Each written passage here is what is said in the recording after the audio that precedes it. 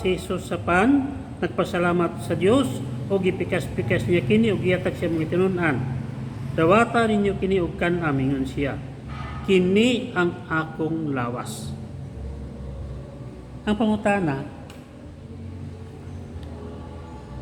kana bang gihawiran ni Kristo nga kini akong lawas?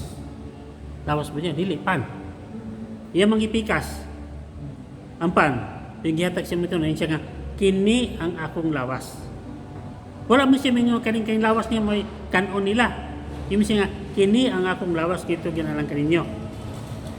Mga ampare, ini kahuman sa konsagra, ini gihatag sa mua, mangin siya nga, lawas ni Kristo. Sumara, na dire sa Biblia.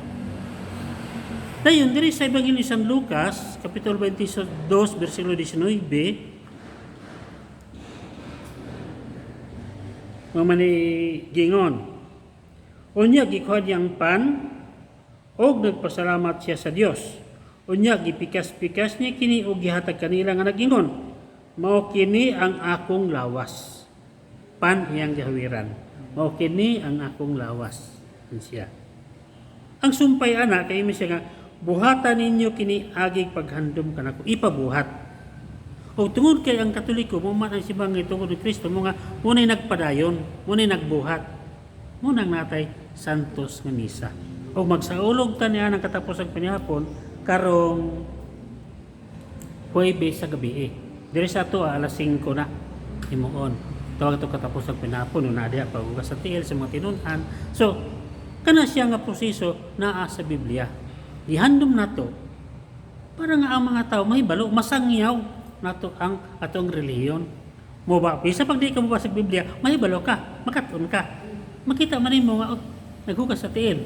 Aho na basa Ebanghelyo San Juan.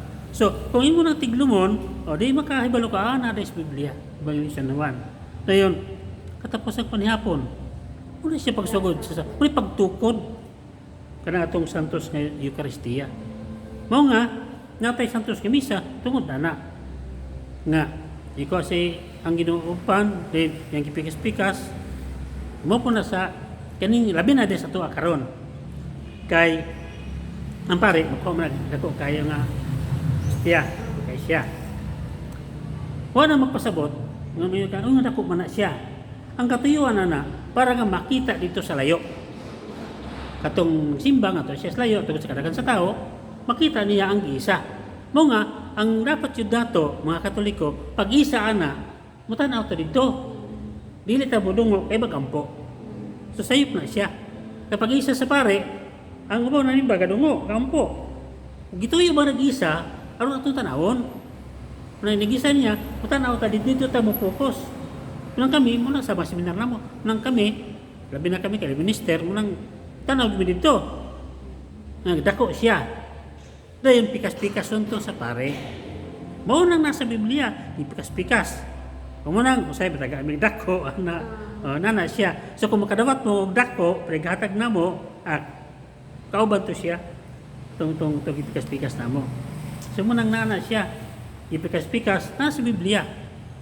Muna atong sa logon karong Huwebes Santo, alas 5. Pag nagsaulog ta na, nga muna siya ang pagtukod sa santos ng Eucharistia, kanto santos ng misa.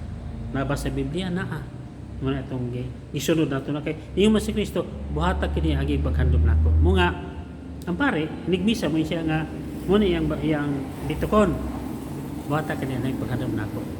So muna nga kay giwiran niya yung siya nga mao kini akong lawas. So nakita ang Katoliko mo nang nata sa pagtulunan nga atong gidawat lawas ni Kristo.